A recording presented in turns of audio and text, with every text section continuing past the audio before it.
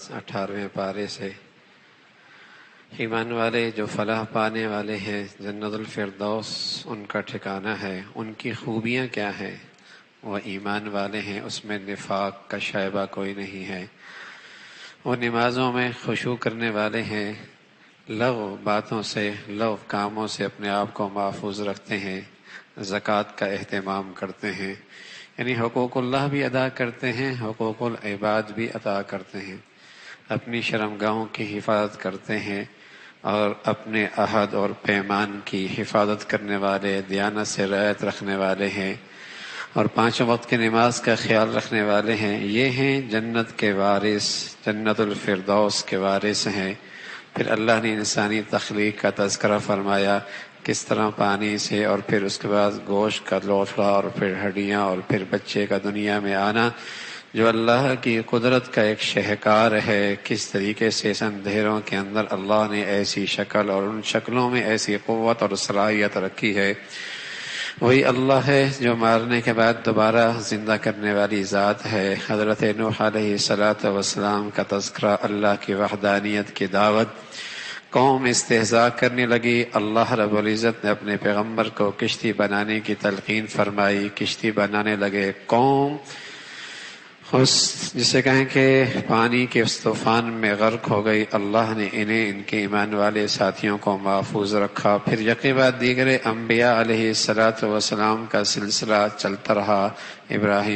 حضرت ابراہیم، حضرت موسیٰ، حضرت ہارون، سارا انبیاء کا سلسلہ یہ چلتا رہا. فرعون کی طرف موسیٰ علیہ السلام تک آئے، انہوں نے بڑا تکبر کیا. اللہ نے سارے پیغمبروں کو تلقین کی ہے، حلال کھاؤ، اس کا نیکیوں کے کام میں بڑا دخل ہے، نیک اعمال کے اندر لقمہ حلال کا بڑا دخل ہے، اس کا تذکرہ فرمایا. پھر انبیاء کا تذکرہ، پھر ان کے ناخلف قوموں کا تذکرہ کہ انبیاء چلے گئے، پیچھے والوں نے اپنے دین کو فرقوں میں، گروہوں میں تقسیم کر دیا اور ہر شخص اپنے اپنے کپڑوں میں اور اپنے خیالات میں مست ہے، خوش ہے، اس پر مطمئن ہے اور یوں ایک دوسرے پر جسے کہیں کہ الزامات ہیں، وہ غلط تو یہ غلط. اللہ حفاظت فرمائے. یہ پہلی امتوں کی بھی بیماری تھی اور محمد رسول اللہ کی اس امت کے اندر بھی یہ مصیبت آئی ہے کہ ایسی فرقہ واریت ہے.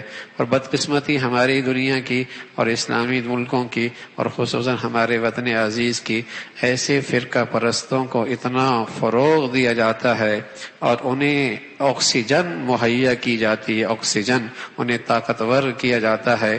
اس سے ہوتا کیا ہے، جاہل لوگ تو ان کی فرقہ واریت کی گندگیوں میں شکار ہو جاتے ہیں اور جو دوسرا طبقہ ہے وہ سارے دین اور مذہب ہی سے بیزار ہو جاتا ہے. تو کبھی یہاں قومیت کو آکسیجن دی جاتی ہے اور کبھی فرقہ پرستوں کو آکسیجن اور طاقت کی دوا اور غذا مہیا کی جاتی ہے تاکہ مسلمان ہمیشہ یا قومیت اور عصبیت کی آگ میں جلتا رہے یا فرقہ واریت کی نفروں کے اندر اس کی زندگی گزرتی چلی جائے. یہ پہلے قوموں کی بیماری تھی، بدقسمتی سے اس قوم کا بھی بڑا مسئلہ ہے. اس کا تذکرہ فرمایا ہاں کچھ لوگ ہیں جو اللہ سے ڈرتے ہیں، نیکیوں میں سبقت کرنے والے ہیں، بن دیکھے بھی اللہ کا خوف رکھتے ہیں، اللہ کے راستے میں خرچ بھی کرتے ہیں لیکن دل میں اللہ کا ڈر بھی رکھتے ہیں. یہ وہ لوگ ہیں جو نیکیوں میں ایک دوسرے سے سبقت لے جانے والے ہیں. اللہ نے ان کی تعریف فرمائی ہے. پھر اپنی قدرت کا تذکرہ فرمایا.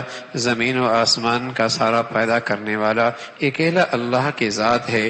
اگر ان کی خواہش کے مطابق دنیا کا نظام چلنے چل جائے، فرمایا زمین فساد کا شکار ہو جائے گی، اس لیے کہ ان کی خواہشات تو فساد زدہ ہیں.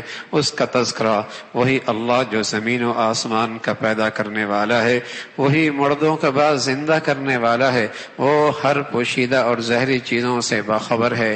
پھر اللہ نے قیامت کا منظر نامہ ذکر فرمایا. نیکی والوں کا پلڑا بھاری ہو جائے گا، وہ کامیاب ہو جائیں گے، اور بدی والوں کا نیکیوں کا پلڑا ہلکا ہو جائے گا، وہ خسارے میں ہوں گے. ان کے چہرے سیاہ ہوں گے، ذلت اور رسوائی ان کے چہروں پہ ٹپک رہی ہوگی اور وہ کہیں گے ہائے بد نصیبی، بدبختی کہ ہم اس ذلت کا شکار ہو گئے. اور ان سے اللہ اپنی رحمت اور شفقت سے گفتگو بھی نہیں کریں گے اور وہ کہیں گے وہ کہاں ہیں ہیں جن کے بارے میں دنیا میں ہم ان کا مذاق اڑاتے تھے، ان کے دین کی وجہ سے اللہ انہیں کامیاب فرمائیں گے۔ پھر فرمایا قبر سے اٹھنے کے بعد ان سے پوچھا جائے گا کتنے عرصہ ٹھہرے؟ کہیں گے 1 دن یا آدھا دن۔ ہاں بھائی، آخرت کی زندگی کے مقابلے میں یہ دنیا اور قبر کی ایک طویل زندگی یوں محسوس ہوگی جیسے 1 دن آدھا دن، اور کتنی نادانی اور حماقت ہے، اس آدھا دن کی خاطر آدمی خربوں سال کی زندگی خطرے میں ڈال دے۔ کتنی حماقت اور بے وقوفی ہے، خربوں سال کی زندگی 1 دن کو سنوارنے میں لگا لے اور اس کو خطرے میں ڈال دے۔ اس لیے سچ کہا ہے سب سے کم عقل ہے وہ شخص جو اپنی زندگی گناہوں میں گزار کر اپنی آخرت کو دنیا کے بدلے میں بیچ دیتا ہے اور اپنی آخرت کو دنیا کے خاطر برباد کر دیتا ہے۔ بدترین حماقت اور بیوقوف ہے جو اتنا بڑا گھاٹے کا سودا اٹھاتا ہے اور اسے احساس بھی نہیں ہوتا۔ پھر فرمایا یہ ساری دنیا کا نظام کیا اللہ نے یوں ہی پیدا کیا ہے؟ نانا، تم نے اللہ کے ہاں حاضر ہونا ہے۔ اللہ ایسے عیب کمزوری سے پاک ہے کوئی چیز بے مقصد پیدا کر دے، وہ بلند و بالا ذات ہے۔ پھر سورہ نور ہے۔ حضرت عائشہ فرمایا کرتی تھی مسلمان ماں بیٹیوں کو چاہیے کہ اس سورت کو پڑھا کریں، اس سورت کا ترجمہ اور تفسیر دیکھا کریں۔ یہ مسلمانوں کے ہاں یہ بھی رواج تھا، سورہ نساء اور سورہ نور مسلمان بچیوں کو دوسرے گھر بھیجنے سے پہلے پڑھا دیا جاتا تھا، سکھا دیا جاتا تھا، اس لیے کہ اس میں معاشرتی زندگی کا ایک بڑا حصہ اور اس کا تذکرہ ہے سورہ نور کے اندر۔ اور چونکہ مسلمانوں کی پوری معاشرتی زندگی کی عمارت شرم و حیا پہ کھڑی ہے، مغرب کی زندگی کی ساری تہذیب بے حیائی پہ کھڑی ہے، کفر کی ساری زندگی کی عمارت بے حیائی پہ کھڑی ہے، اور مسلمانوں کی معاشرتی اور دینی زندگی اور گھریلو زندگی وہ شرم و حیا پہ کھڑی ہے۔ چونکہ اس میں معاشرتی زندگی کا تذکرہ ہے تو سب سے پہلا حکم وہ ہے جو معاشرے کے شرم و حیا کے لیے خطرہ بنتا ہے، معاشرے کے شرم و حیا کے لیے خطرہ بنتا ہے، زانی، بدکار، اس کی سزا کا تذکرہ ہے۔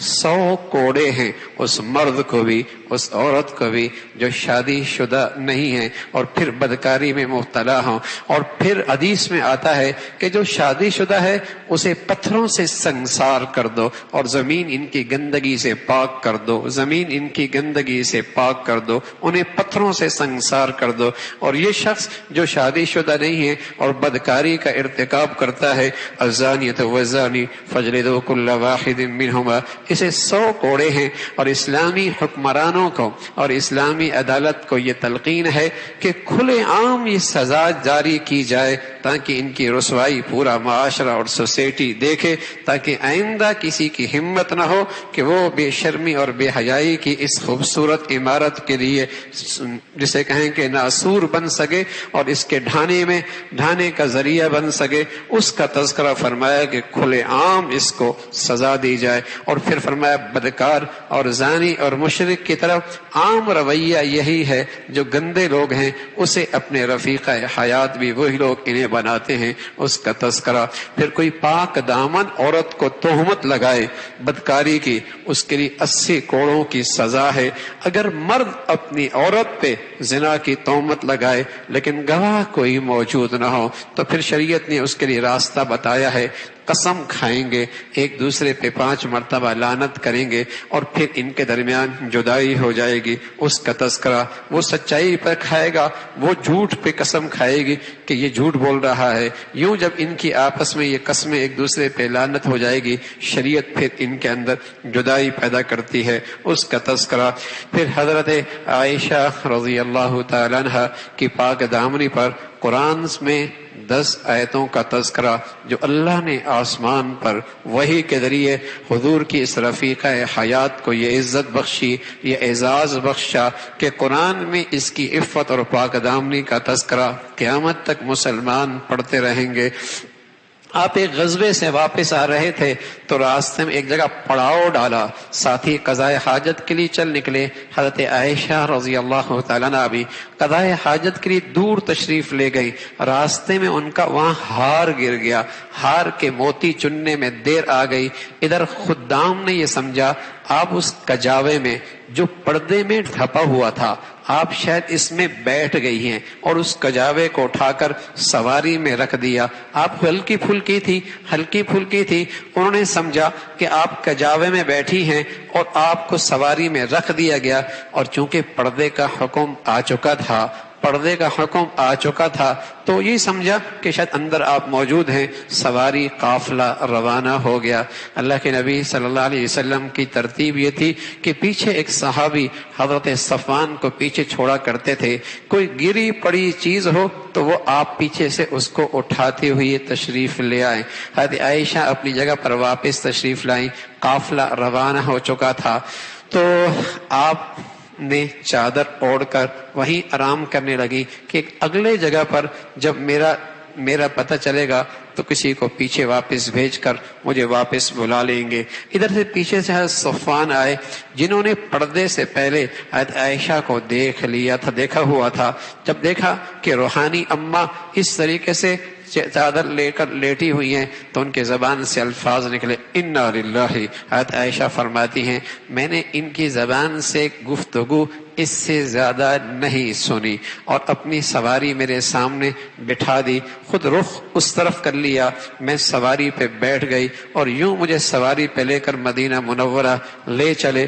ادھر منافقین جو اس ٹوہ میں رہتے اور اس انتظار میں رہتے کہ مسلمانوں کے خلاف اور خصوصاً میرے پیارے حبیب صلی اللہ علیہ وسلم کے حرم کے خلاف کیسے پروپیگنڈا اور کیسی سازش کا کوئی جال بنا جائے اس انتظار اور ٹوہ میں رہتے.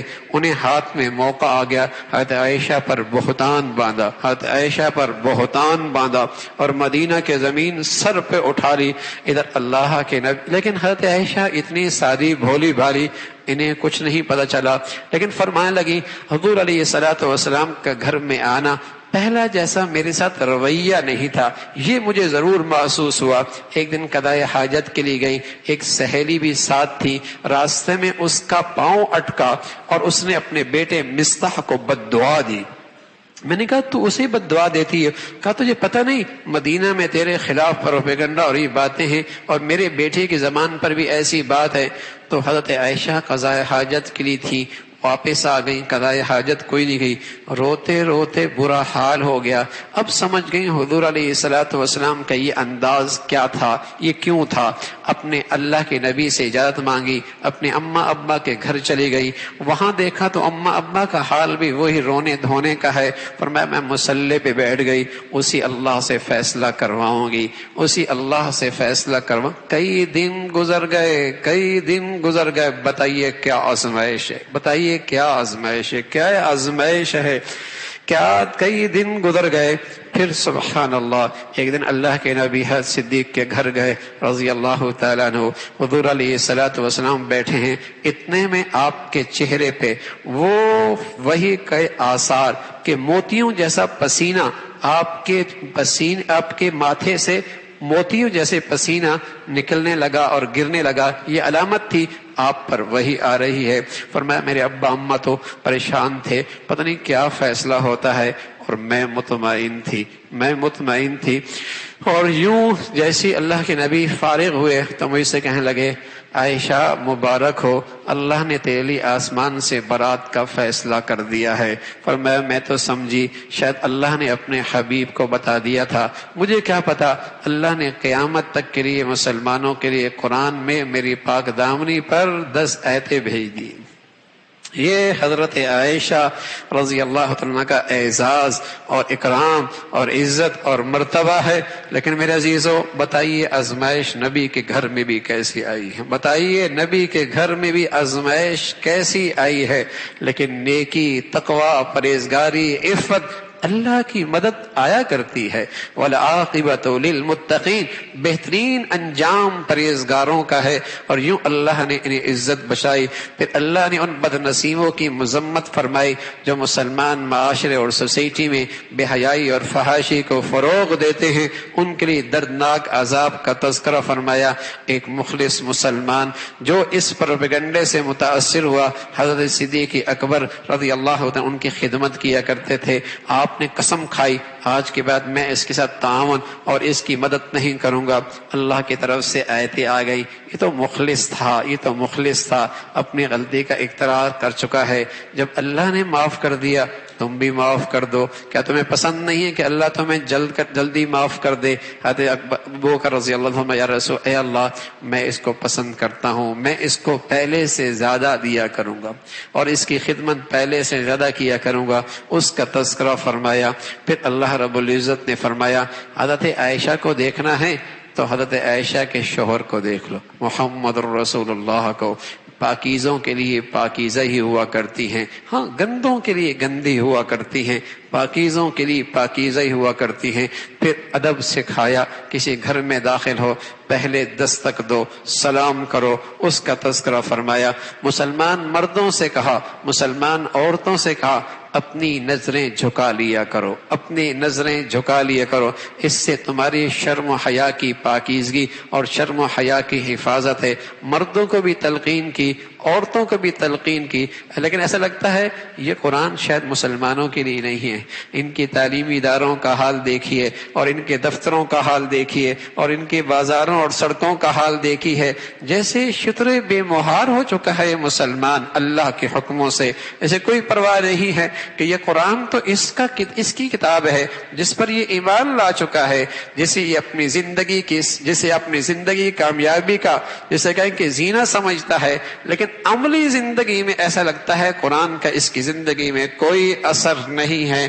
قل للمؤمنین، مرد عورتوں سے کہا ہے تم اپنی زینت مت ظاہر کرنا، ہاں اپنے محرم مردوں سے، وہ معصوم بچوں سے، ہاں عورتوں کے سامنے جن محرم مردوں سے تیری شادی نہیں ہو سکتی ان کے سامنے گنجائش ہے، ورنہ کسی کے سامنے اپنی زینت، اپنا بناؤ سنگھار نہ ظاہر کرنا، یہاں تک کہ اگر تو نے پاؤں میں کچھ پہن رکھا ہے جس کی آواز آتی ہے تو پاؤں بھی آہستہ آہستہ رکھنا تاکہ اس کی آواز غیر مردوں تک نہ پہنچے۔ یہ قرآن میں ہے یہ سب کچھ ہے، لیکن آج عملی زندگی مسلمان معاشرے کا حال دیکھو، اس کی شادی خوشیوں کا حال تماشا دیکھو، ہندوؤں کی زندگی میں اور مسلمانوں کی زندگی کا فرق مٹتا چلا جا رہا ہے۔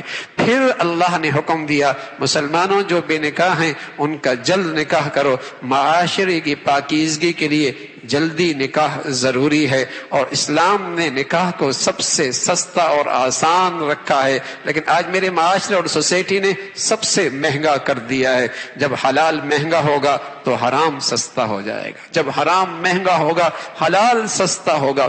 بہت مبارک ہے یہ باتیں سننے میں آتی ہیں، بہت مبارک ہے یہ باتیں سننے میں آتی ہیں، یہ تو ہر سال حج کرتا ہے، یہ ہر سال عمرے کرتا ہے، اس کا تو آخری عشرہ ہوتا ہی مدینہ میں ہے، یہ تو آخری عشرے میں رہتا ہی مکہ میں ہے۔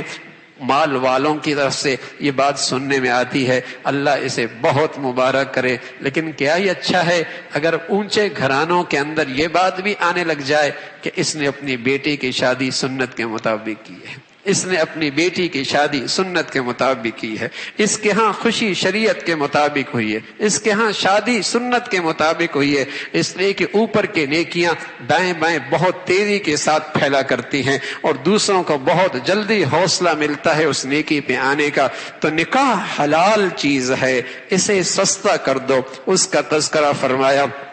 پھر کفار کے نامہ اعمال اور ان کی نیکیوں کی کوئی قدر و قیمت نہیں، جیسے سیراب دور سے پانی نظر آتا ہے لیکن قریب جاؤ تو وہ پانی نہیں ریت ہوا کرتی ہے، ایسی کافر کو اپنی نیکیاں کل قیامت میں ایسی جو حقیقت میں نیکیاں نہیں ہوں گی ایسا ہی ہوگا، اس کا تذکرہ فرمایا۔ پھر اللہ رب العزت نے نیک لوگوں کا تذکرہ جو اللہ سے ڈرتے ہیں، پیچھے کی غلطیوں سے ڈرتے ہیں، آئندہ احتیاط زندگی گزارتے ہیں، نماز قائم کرتے ہیں، زکوٰۃ دیتے ہیں۔ پھر مسلمانوں کو اللہ نے خوشخبری دی ہے، اگر تم انفرادی زندگی میں دین کو لے آؤ گے اور اپنے اجتماعی نظام میں دین کا اجتماعی ذمہ داری پوری کرو گے، انفرادی زندگی میں دین کو زندہ کرو گے اور اجتماعی لحاظ سے جو دین کی ذمہ داری ہے تم پر، دین کی جو ذمہ داری ہے اسے پھیلانا، اس کی حمایت میں کھڑا ہونا، اس کا تحفظ کرنا، ہاں یہ جو ذمہ داری ہے اگر تم اسے کھڑے ہوگے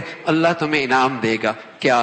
خلافت کی دولت دے گا، اللہ تمہیں خلافت کی دولت دے گا، اور تمہاری بدامنی امن سے بدل دے گا، اور تمہاری ذلت عزت سے بدل دے گا، اور تمہاری بے چینی اور بے سکونی سکون اور راحت سے بدل دیں گے۔ اور اللہ نے یہ پہلے بھی کیا ہے، جب مسلمانوں نے یہ کردار دکھایا اللہ نے پھر انہیں خلافت دی ہے، اور جب مسلمانوں نے دین کی اجتماعی ذمہ داریاں اور انفرادی زندگی سے دین کھرچ کے نکال دیا، اللہ نے یہ نعمت عظمی خلافت بھی ان سے چھین لی ہے، اور مسلمان ٹکڑوں ٹکڑوں میں، چھوٹی چھوٹی کالونیوں میں اور چھوٹے چھوٹے بستیوں میں تقسیم رہ ہو کر ساری دنیا کے کفر کا غلامیت کی زندگی گزارنے پہ مجبور ہو چکا ہے۔ اس ذلت اور پستی کا نقشہ اس لیے کہ زندگی سے اجتماعی دین نکل چکا ہے، اس کا تذکرہ فرمایا۔ پھر فرمایا کوئی کسی گھر میں داخل ہو تو اجازت لے کے داخل ہو۔ ہاں، معصوم بچہ بھی 3 وقتوں میں جسم کے زائد کپڑے اتار دی جاتے ہیں، بڑے اتار دیتے ہیں، فجر کی نماز سے پہلے، دوپہر کا وقت، عشاء کے بعد، یہ 3 وقت میں جسم کے زائد کپڑے اتار دیے جاتے ہیں۔ تو معصوم بچہ بھی جب داخل ہو تو دروازہ کھٹکھٹا کے داخل ہو، کہیں ایسا نہ ہو اس کی نظر کسی ایسی چیز پہ پڑ جائے جس سے اس کی شرم و حیا کہیں متاثر نہ ہو جائے۔ بتائیے اسلام کہاں تک شرم و حیا کی اس جوہر کی حفاظت کی بات کرتا ہے؟ اور آج ابا کے سامنے بیٹا ٹی وی کی اسکرین پہ کیا دیکھ رہا ہے، اماں کے سامنے بیٹا فیس بک پہ کیا دیکھ رہا ہے، جوان بیٹی بڑے بھائی کے سامنے کیا گندگیاں دیکھ رہی ہے۔ شرم و حیا عیب بن چکا ہے، شرم و حیا عیب بن چکا ہے، حس ہی ختم ہو گئی ہے۔ حالانکہ اللہ کے نبی فرمایا کرتے تھے ایمان اور حیا دونوں ساتھ ساتھ چلتے ہیں، جہاں سے ایمان رخصت وہاں سے حیا بھی رخصت، اور جہاں سے حیا رخصت وہاں سے ایمان بھی رخصت، وہاں سے ایمان بھی رخصت۔ پھر فرمایا ہاں اگر یہ بچے بالغ ہو جائیں تو عام معمول کے مطابق اجازت لے کے داخل ہو۔ وہ بوڑھی ہے عورت جس کی طرف کسی کی نظر نکاح کے لحاظ سے نہیں پڑتی، اگر وہ چہرے کا پردہ نہ کرے کوئی حرج نہیں۔ وہ بوڑھی عورت جس پر نکاح کے لحاظ سے نظر نہیں پڑتی، وہ چہرے کا پردہ نہ کرے، وہ نہ کرے۔ لیکن بدقسمتی ہے ہمارے یہاں تو بیوٹی پارلر ایک ایسی بلا ہے، بوڑھی بھی جوان لگتی ہے۔ ہاں، ایسی کھیل بن چکا ہے، اگرچہ نقالی تماشا ہے دنیا کو دکھانے کے لیے۔ حسن و جمال نکھارنا عورت کے لیے عبادت ہے، لیکن اپنے شوہر کے لیے، اپنے گھر کی 4 دیواری کے لیے، اپنی دہلیز کے لیے، لیکن وہاں کپڑے ماسیوں کے لیے، اور فنکشن میں کپڑے سب سے بڑھیا اور نمایاں۔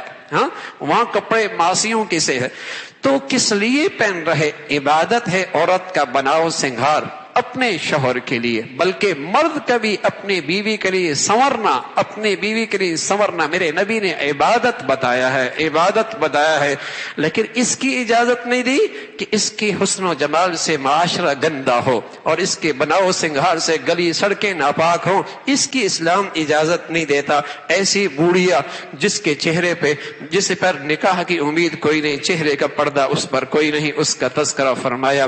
پھر اللہ نے فرمایا اجتماعی کھانا برکت کی بات ہے، مل کے بیٹھ کے کھانا، لیکن انفرادی کھا لینے میں کوئی حرج نہیں ہے۔ کوئی دین کی اجتماعی بات ہو رہی ہو تو اجازت لے کے وہاں سے اٹھنا چاہیے۔ سورہ فرقان، پھر اللہ کے نبی کی عظمت ادب کا تذکرہ فرمایا۔ پھر سورہ فرقان ہے، اللہ نے قرآن اتارا ہے حق اور باطل کی تمیز کے لیے۔ اللہ اپنی ذات میں اکیلا ہے، اس کا کوئی شریک نہیں، اس کی کوئی اولاد کوئی نہیں۔ کفار کا یہ کہنا کہ آپ اگر نبی ہیں تو پھر کھاتے کیوں ہیں، بازار میں کیوں جاتے ہیں، تو بتایا کہ ہر پیغمبر کھانے پینے کی ضرورت رکھا کرتے تھے۔ کبھی کہتے آپ کے باغات کیوں نہیں ہیں، آپ کے پاس کوئی فرشتہ آپ کی حمایت میں کیوں نہیں کھڑا ہوتا، تو بتایا اللہ آپ کے باغات کا انتظام کر رہے، جس کے نیچے نہریں چل رہی ہوں گی، بڑے بڑے محلات ہوں گے، وہ جنت ہوگی جس میں ہمیشہ رہیں گے، اس کا تذکرہ فرمایا۔ پھر اللہ نے اپنے پیغمبر کو تسلی دی اور فرمایا ان کے لیے عذاب ہے جس کی آواز دور دور سے آ رہی ہوگی، اس کا تذکرہ۔ پھر اللہ نے ہر پیغمبر انسان ہی بھیجا ہے اور جس کے لیے کھانے پینے کی ضروریات تھی۔ آپ بھی صبر کیجئے، اللہ سب دیکھ رہے ہیں۔ اللہ عمل کی توفیق نصیب۔